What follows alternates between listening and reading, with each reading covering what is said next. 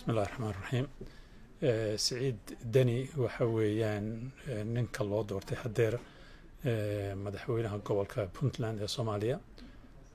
عقبات فربضن iyo fursado farabadan ayaa hor yaala.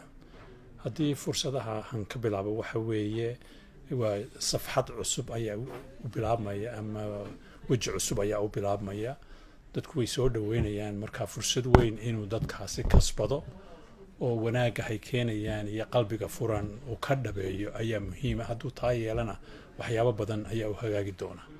caqabadaha gobolka hor yaala iyo caqabadaha wadanka hor yaala waxa kamid ah ama amniga kamid ah, dhaqaalaha kamid ah, bii'ada kamid ah, climate-ka ama environment-ka kamid ah, xiriirka la leeyahay gobolka kale Soomaaliland la dhahayaa kamid ah, jamhuuriyadda kale leeyahay kamid ah.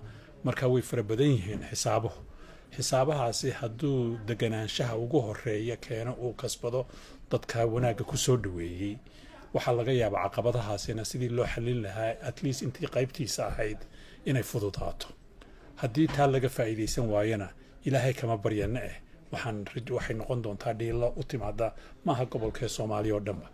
marka Mr. Dani waxa weeyaan nin qiimo leh waaye intaan anigu aqaano waxoogaa baan aqaanaa.